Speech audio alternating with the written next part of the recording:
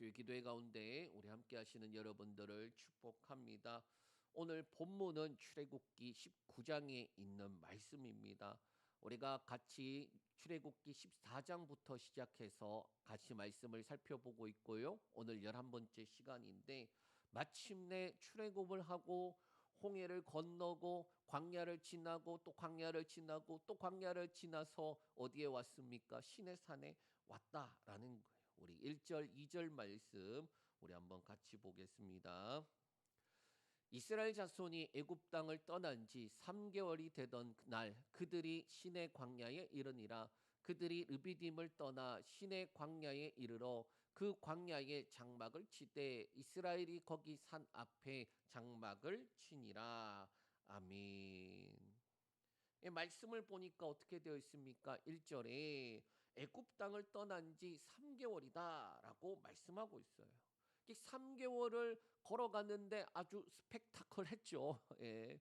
물이 없고 먹을 게 없고 먹을 게 없고 그러다가 하나님 우리 가운데 계신가 안 계신가 그랬던 시간들입니다. 그리고 마침내 시내 광야에 도착했다. 자, 그런데 이 바로 직전에 어떠한 사건이 있었습니까? 르비딤이라는 곳을 지나왔어요.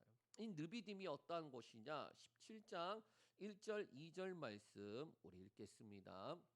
이스라엘 자손의 온 회중이 여호와의 명령대로 신광야에서 떠나 그 노정대로 행하여 르비딤의 장막을 쳤으나 백성이 마실 물이 없는지라. 백성이 모세와 다투어 이르되 우리에게 물을 주어 마시게 하라. 모세가 그들에게 이르되 너희가 어찌하여 나와 다투느냐? 너희가 어찌하여 여호와를 시험하느냐? 자, 하나님의 명령대로 떠났고 하나님의 말씀대로 떠나갔고 행하고 진행하는데 문제는 백성들이 먹을 물이 없다라고 말하고 있어요. 하나님께서 말씀하셔서 인도하는 대로 갔는데 문제가 생기고 인도하는 대로 갔는데 또 문제가 생기고 인도하는 대로 갔는데 또 문제가 생겨요. 예. 자, 왜 그러한 일들이 생겼을까? 홍해만 보더라도 마찬가지잖아요. 출애굽하고 난 다음에 하나님께서 인도하는 대로 갔는데 앞에는 홍해고 뒤에는 바로의 군대. 그래서 바로가 뭐라고 말했습니까? 저들이 광야에 갇혔다. 이스라엘 백성들 하나님 앞에 원망과 불평을 했어요. 자, 그런데 우리가 말씀을 통해서 무엇을 알았습니까? 하나님이 그 길로 인도하신 이유는 블레셋 쪽으로 돌아 들어가면은 그 길도 있는데 그 길로 가면 전쟁 때문에 그들이 돌아갈까 염려해서 그래서 광야길로 인도하셨다라고 말씀하고 있습니다. 자, 하나님께서 인도하신 대로 갔는데 왜 축복길이 아니라 자꾸 문제들이 생기는가? 그런데 또 가만히 돌아보면 어떠합니까? 문제는 있지만은 하나님 앞에 모세만 부르짖었지만 나머진 불평과 불만했지만은 그러나 어떠합니까? 하나님 채워주셨어요. 문제들을 해결해 주셨어요. 부르짖으면 채워주시고 부르짖으면 채워주시고 부르짖으면 채워주시고 그렇게 지나왔던 곳이에요. 하나님의 말씀을 보면 이렇게 되어 있습니다. 그 단서를 알 수 있는 것 중에 하나가 시험이라는 단어예요. 하나님 편에서는 이 이스라엘 백성들을 광야길로 인도하신 이유에 대해서 하나님의 말씀과 약속, 하나님의 말씀을 듣고 지켜 행하나 행하지 않나 그렇게 시험하는 기간들이었고 그래서 이스라엘 백성들은 어떠합니까? 하나님 앞에 다른 의미의 시험을 하죠. 없으면 불평, 불만, 원망, 없으면은 차라리 광야에 죽게 하려고 여기 데려왔냐? 애굽에 있을 때가 좋았다. 계속 그러한 일들 행하다가 다른 의미의 시험을 하다가 하나님이 채워주셔서 넘어갔는데 어디에서 문제가 되었습니까? 바로 르비딤에서 문제가 되었다. 물 문제가 한번 해결된 적이 있잖아요. 마사라는 곳에. 그런데 또 물 문제야. 아니 지난번에 그거 해결됐는데 또 이거야. 우리도 삶 가운데 그런 일들 있잖아요. 하나님 은혜로 잘 넘어갔어.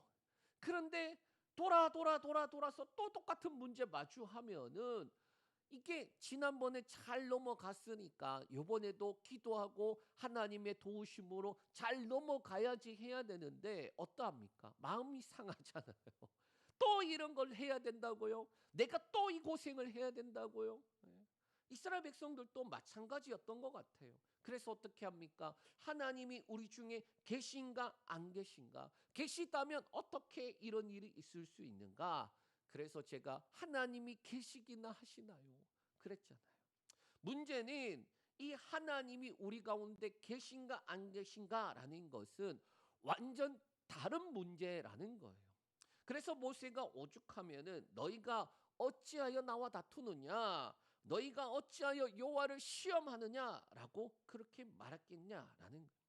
자, 이 르비딤의 사건에서 어떻게 됩니까? 반석에서 물이 터져 나왔어요. 그런데 하나님이 계신가 안 계신가에 대한 대답은 어떻게 됩니까? 물을 공급해 주심으로 끝나는 것이 아니라 아말렉과의 전쟁을 통하여서 하나님이 계시다라고 할 때에 어떠한 일이 일어나는지, 하나님이 안 계신다라고 할 때에 어떠한 일이 일어나는지 나타나더라. 모세가 손을 들면은 이스라엘이 이기는 것으로, 또 힘들어서 손을 내리면 아말렉이 이기는 것으로, 그래서 그것이 우리가 중보 기도의 의미도 있을 수 있겠지만 전통적인 해석은, 그러나 조금 더 말씀 전체를 살펴보면 하나님이 계시다라고 할 때에는 어떠합니까? 이스라엘이 이기는 거예요. 그런데 하나님이 계시다라고 하면서도 어떻게 됩니까? 점점 내려오는데, 이 무거워서 내려오는 것이 단순하게 지쳐서 내려오는 의미가 아니다라는 거예요. 계시다라고 굳게 믿으면서도 해결되지 않는 일들을 마주할 때마다 어떠한 거예요? 계신가? 계실까? 계시기나 하신가라고 넘어갈 때마다 내려오는 거예요. 그러다가 그런 때가 마주하면은 아말렉이 이기지 않니? 하나님이 계시냐 안 계시냐? 계시다고 믿음으로 고백해야 되지 않겠니? 라는 거예요. 자, 그리고 난 다음에 이제 신의 광야에서 신의 산을 앞에 두고 있더라라는 겁니다. 우리 같이 말씀 3절에서 6절까지 말씀 읽겠습니다. 모세가 하나님 앞에 올라가니 여호와께서 산에서 그를 불러 말씀하시되 너는 이같이 야곱의 집에 말하고 이스라엘 자손들에게 말하라. 내가 애굽 사람에게 어떻게 행하였음가? 내가 어떻게 독수리 날개로 너희를 업어 내게로 인도하였음을 너희가 보았느니라. 세계가 다 내게 속하였나니 너희가 내 말을 잘 듣고 내 언약을 지키면 너희는 모든 민족 중에서 내 소유가 되겠고 너희가 내게 대하여 제사장 나라가 되며 거룩한 백성이 되리라. 너는 이 말을 이스라엘 자손에게 전할지니라. 아멘. 자, 먼저 3절에 보니 여호와께서 산에서 그를 불러라고 말씀하고 있어요. 여기 이 산은 앞에 정관사가 붙어 있습니다. 그래서 그 산이에요. 그 산. 이 산이 그럼 어디입니까? 신의 산을 의미하고 3장 1절에 하나님의 산 호렙이라고도 말씀하고 있어요. 이 산에서 하나님께서 모세와 만나셨다라는 거예요. 그리고 모세에게 어떻게 말씀하셨습니까? 3장 12절 우리 같이 읽겠습니다.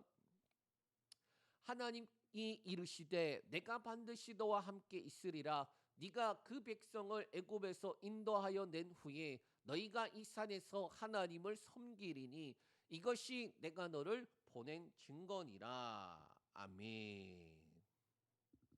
모세를 부르셨을 때에 네가 그 백성을 애굽에서 인도하여 낸 후에 너희가 이 산에서 하나님을 섬기리라 그렇게 말씀하셨어요. 그리고 그 말씀대로 지금 어디에 서 있습니까? 모세와 이스라엘 백성이 그 산에 서 있다라는 거예요. 그리고 이 산에 올라가기 전에 모세가 이스라엘 백성에게 이렇게 말합니다. 4절에서 6절인데 신의 산 언약이라고 불리는 거예요. 4절 하나님께서 인도하셨다. 5절 6절 말과 언약을 듣고 지켜 행하면 하나님의 소유가 되고 제사장 나라가 되고 거룩한 백성이 되는 것이다. 그래서 이 내용을 조금 더 자세히 살펴보면 4절에 하나님의 인도하심에 대해서 먼저 말씀하고 있는 거예요. 내가 어떻게 독수리 날개로 너희를 업어서 내게로 인도하였는지 너희가 보지 않았니? 라는 거예요. 그 3개월이라는 시간 동안에 얼마나 놀라운 일들, 하나님의 인도하심과 하나님께서 함께 하심을 너희가 경험하지 않았니라는 거예요. 자, 그리고 이 내용이 원문에서는 어떻게 되느냐? 독수리 새끼가 나는 법을 배울 때에 이 어미가 새끼를 훈련시키기 위해 어떻게 하느냐? 높은 곳으로 데리고 가서 거기서 새끼를 떨어뜨려요. 그럼 새끼가 날려고 바동바동 거리다가 다시금 떨어지기 전에 날개로 받아주는 것, 그것을 표현하고 있다라는 거예요. 그래서 이 표현은 결국 이스라엘을 광야를 통과하면서 성장하고 성숙한 모습으로 만들어지길 바라는 하나님의 사랑이 있다라는 거예요. 저는 이 말씀을 보면서 저희의 모습이 보이는 거예요. 현재도 여러 가지도 어려움 있죠. 예. 제가 생각해 보니까 인생에 있어서 한 두 번째쯤 어려운 것 같아요. 큰 어려움은 한번 경험해 봤어. 예, 그때 은혜로 감사하게 잘 넘어갔어요. 그리고 이제 또 여러 가지 다른 모양으로 오는구나. 그렇게 보고 있는데, 그런데 적어도 지금까지의 온 과정을 보면요. 죽을 만하면 살려주시고 또 죽기 살기로 발버둥 치다가 떨어질 만하면 건져주시는 그러한 은혜들이 있었다라는 거예요. 그게 반복적으로 있었어요. 우리 교회가 지금 있는 장소로 오기 바로 직전만 생각해도 그때 우리 교회가 없어질 뻔했고 저는 목사가 그만둘 뻔했고 그만큼 어려운 상황이었어요. 뭐 제가 하고 싶다고 할 수 있는 게 아닌 상황까지 가니까 그런데 감사하게도 하나님 그래요. 가서 목사가 뭐 다른 겁니까? 가서 그냥 강단 붙잡고 죽어버릴게요. 그 마음 먹고 오니까 어떻게 됐느냐?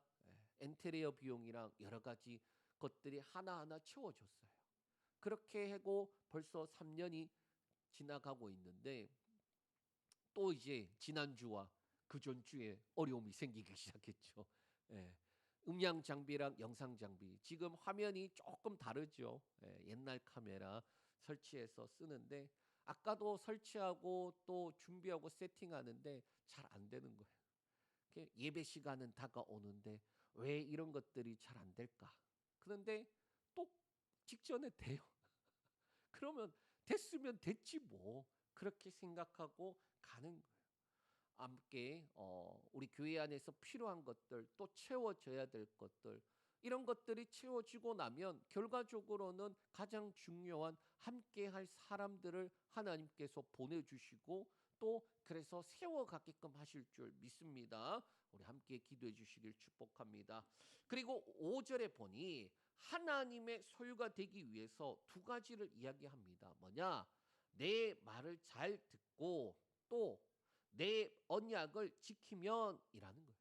그러니까 두 가지를 해야 돼요. 잘 듣고 그다음에 지켜야 돼. 이 두 가지를 하는데 이 두 가지는 뭐냐? 반드시 해야 하는 것, 절대적인 것을 의미하는 단어들로 되어 있다. 그래서 하나님의 백성, 하나님의 소유가 되기 위해서 반드시 듣고 순종해야 된다. 절대적으로 듣고 순종해야 한다라는 거예요. 그러니까 하나님께서 이스라엘 백성들을 굳이 애굽에서 빼내어서 광야길을 거쳐서 이 산으로 인도하신 이유가 뭘까? 여기서 나오는 거예요. 하나님의 말씀을 잘 듣고 하나님의 언약을 지켜 행하면 너는 내 소유가 되고 내 나라가 되고 제사장 나라가 된다라고 그렇게 말씀하는 것입니다.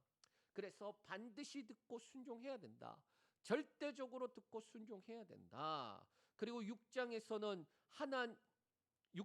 하나님의 소유된 백성은 제사장 나라, 거룩한 백성이 된다라고 말하고 있어요. 이 제사장 나라는 71년에는 왕 같은 제사장직으로 번역하고 있어요. 모든 것이 하나님께 속하였고 즉 왕이 되시고 이스라엘은 제사장 나라로 그 직을 수행하게 되는 그러한 나라가 된다. 또 거룩한 백성이 된다라는 것은 뭐냐? 가장 대표적인 모델이 되는 백성이 되는 것이다라는 거예요. 하나님의 목적은 거기 있는데 우리가 지금까지 살펴본 이스라엘의 모습은 어떠합니까? 예, 전혀 그런 것과 상관이 없어 보이는, 그런데 하나님이 일하시는 부분이 그렇게 만들어 가시는 과정들, 그 시간들을 통하여서 끝내 만들어 가신다라는 거예요. 우리가 거기에 소망이 있다. 그리고 이어서 7절에서 9절 말씀 읽겠습니다. 모세가 내려와서 백성의 장로들을 불러 여호와께서 자기에게 명령하신 그 모든 말씀을 그들 앞에 진술하니 백성이 일제히 응답하여 이르되 여호와께서 명령하신 대로 우리가 다 행하리이다. 모세가 백성의 말을 전하매 여호와께서 모세에게 이르시되 내가 빽빽한 구름 가운데서 네게 임함은 내가 너와 말하는 것을 백성들이 듣게 하여 또한 너를 영영이 믿게 하려 함이니라. 모세가 백성의 말을 여호와께 아뢰었으므로. 자, 하나님의 말씀을 장로들에게 전하고 백성들에게 전하여서 듣고 고백하게 합니다. 뭐라고 고백합니까? 여호와께서 명령하신 대로 우리가 다 행하리이다. 자, 그리고 모세가 하나님께 백성의 말을 전하고 하나님께서 또 모세에게, 또 모세가 하나님께 아뢰는 그러한 장면들이 여러 차례 나오는 내용이다라는 거예요. 그리고 실질적인 모습이 나타나는데 9절에 내가 빽빽한 구름 가운데서 백성들이 듣게 하며 또 너를 영영이 믿게 하려 하는 것이다 라고 말하고 있어요. 하나님이 굳이 그렇게 하는 이유는 백성들이 너를 믿게 하기 위해서다. 애굽에서 나왔을 때 모습을 생각해 보면 모세가 얼마나 힘들었습니까? 목말라 죽겠다, 배고파 죽겠다. 하나님이 인도하시고 공급하셔도 이스라엘 백성들은 불평과 원망뿐이에요. 그런데 이번 시내산에서는 조금 다른 것이 뭡니까? 하나님께서 인도하시고 하나님께서 공급하셨다라는 것만으로도 넘어서서 실질적인 체험을 하는 거예요. 공급해서 먹고 사라지는 것이 아니라 하나님이 그 빽빽한 구름 가운데서 이스라엘을 경험하게 하는데, 그래서 하나님이 이스라엘을 준비케 하는 과정을 걷게 합니다. 우리 10절에서 13절 말씀 읽겠습니다. 여호와께서 모세에게 이르시되 너는 백성에게로 가서 오늘과 내일 그들을 성결하게 하며 그들에게 옷을 빨게 하고 준비하게 하여 셋째 날을 기다리게 하라. 이는 셋째 날에 나 여호와가 온 백성의 목전에서 시내 산에 강림할 것이니 너는 백성을 위하여 주의를 경계를 정하고 이르기를 너희는 삼가 산에 오르거나 그 경계를 침범하지 말지니 산을 침범하는 자는 반드시 죽임을 당할 것이라.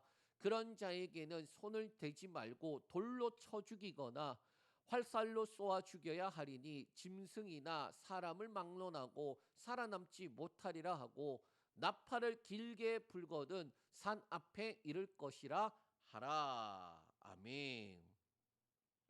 자, 하나님을 체험하게 하기 위해서 뭐 하십니까? 셋째 날을 준비하게 하신다. 오늘과 내일 준비하고 그 다음에 10절에 성결하게 하며 그리고 옷을 빨게 하는데, 이 하나님 앞에 준비하는 과정들, 성결을 위해 육체적 성결까지 요구되는 내용이에요. 자, 주석을 보니 어떻게 되느냐? 그 당시에 고대 군동에 있어서는 왕 앞에 나아갈 때에 우선적으로 깨끗한 옷을 입고 나아가는 것, 그렇게 함으로 왕의 권위를 인정하고 그렇게 나아가는 것입니다. 근데 불결한 의복은 왕을 인정하지 않겠다, 순종 않겠다라는 그런 의도가 포함되어 있기 때문에 그렇게 준비를 해서 셋째 날을 기다리는데, 하나님과의 계약이 얼마나 중요한 것인지 이틀을 준비하고 셋째 날을 기다리게 하더라. 그리고 또 하나 뭐 합니까? 산 위로 오르지 말도록 경계를 정해줘요. 그리고 그 경계를 침범하는 자는 반드시 죽임을 당하는데 손을 대지 말고 돌이나 화살을 던져서 죽이도록 하다. 그리고 나팔을 불면 하나님 앞에 그 산 앞에 서라라고 말씀하고 있어요. 그래서 모세가 백성 앞에 하나님의 말씀을 전합니다. 그리고 14절 15절을 우리 같이 읽겠습니다. 모세가 산에서 내려와 백성에게 이르러 백성을 성결하게 하니 그들이 자기 옷을 빨더라. 모세가 백성에게 이르되 준비하여 셋째 날을 기다리고 여인을 가까이 하지 말라 하니라. 모세가 백성에게 말씀을 전합니다. 그리고 셋째 날을 기다리게 하는 거예요. 그 준비는 성결과 청결이에요. 그래서 그들이 자기 옷을 빨고 여인들 가까이 하지 않고 그렇게 준비합니다. 이렇게까지 해서 준비해야 되는 이유가 뭐냐 그러면 이스라엘 백성들은 왜 이렇게 준비하면서 하나님을 기다려야 하는가? 이것이 출애굽한 이유이기 때문이에요. 하나님을 만나고 그 하나님을 경험하고 그 하나님 앞에 서서 하나님과 뭐 하는 것입니까? 언약을 맺기 위한 거예요. 출애굽을 해서 광야를 여러 번 지나왔지만 목적지에 도착하지 않았습니다. 그리고 어디로 어떻게 가야 할지 모르는 그 길을 가는 거예요. 그러나 한 가지 확실한 것이 무엇입니까? 부르신 분이 누구냐? 이끄신 분이 누구냐? 애굽의 손에서 구원하고 물과 음식을 공급하신 분이 누구냐? 아말렉과 전장에서도 건지신 분이 누구냐? 그 누구냐는 것에 대해서는 의심이 없는 거예요. 바로 하나님이다. 우리가 어디로 어떻게 가야 될지 모르나 인도하시는 분은 하나님이다라는 그 고백인 거예요.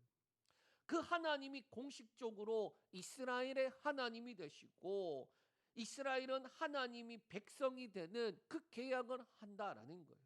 그러기 위해서 준비하고 기다리는 시간, 첫째 날과 둘째 날은 준비하고 셋째 날 하나님 앞에 서라라고 말하는 거예요. 셋째 날 우리도 오늘 셋째 날이죠. 주일 지나서 첫째, 둘째, 셋째 날 마주하고 있어요. 월요일과 화요일 그리고 수요일 보내면서 여러분의 모습은 어떠합니까? 이 주일이 제일 상태가 괜찮다가 월요일 시작해서 수요일쯤 오면 어떠합니까?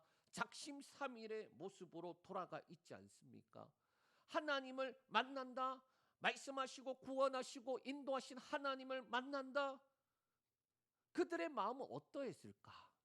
인도하고 하나님이 인도하고 그렇게 인도하는 길을 걸어갔지만 순탄하지만은 않았어요. 어려움들을 늘 마주했어요. 그때마다 아니 인도하실 거면 좀 좋은 대로 인도하시지 맨날 이런 대로 인도하시나 그런 불만들이 있었지만 동시에 그런 불만과 함께 채워주시는 하나님을 경험했어요. 하나님께서 함께 하심을 그들이 온몸으로 경험을 했어요. 저와 여러분 또 마찬가지 아닙니까? 우리 뜻대로 되지 않는 일들이 수두룩 뻑뻑하죠. 왜 가는 길마다 힘들고 어려워야 하나? 왜 뜻대로 되는 일이 하나도 없나? 그런데 우리를 인도하시는 분이 누구신 줄 믿으십니까? 하나님인 줄 믿지 않습니까? 하나님이 나의 발걸음을 인도하시고 나의 삶을 인도하신다라는 그 믿음이 저와 여러분이 가지고 있지 않습니까? 그러면 하나님께서 인도하시는 그 길은 어떠한 길입니까? 예, 문제 마주한다 할지라도 공급하시는 분이 함께 하시는데 어려움 마주한다 할지라도 채워주시는 하나님이 함께 하시는데 그러면 하나님이 함께 하시는 그 길이 가장 좋은 길 아닌가요? 이스라엘 백성들이 이제 하나님을 만나기 직전 그들의 마음은 어떠할까요? 준비하면서 그들의 마음 어떠한가? 우리는 예수 그리스도를 만나고 하나님의 자녀가 되었습니다. 중생, 거듭남, 그 말 그대로 새롭게 태어났어요. 그때에 우리가 성결과 청결을 어떻게 할 수 있습니까? 그런 할 만한 능력이 있나요? 중생은 했는데 우리 삶을 돌아보면은 여전히 죄 짓고 또 죄 짓고, 아니 분명히 새롭게 태어나 변화된 존재가 되었음에도 불구하고 왜 옛사람의 모습을 가지고 살아가는가? 이 성결이란 의미는 그래서 성령의 충만함을 받아 하나님의 자녀가 자녀답게 살아가는 그 능력을 가지고 살아가는 거예요. 예수 그리스도께서 이루신 것을 믿어야 되는데 존재가 바뀌었다라는 것을 믿는 것도 어려워해요. 저와 여러분들에게 하나님께서 주신 은혜들, 그 은혜들 우리는 분명히 가지고 있습니다. 그런데 이 땅을 살아가는 게 너무 힘들고 버겁고 마주하는 것들마다 부딪히고 깨지고 하니 잊어버리는 거예요.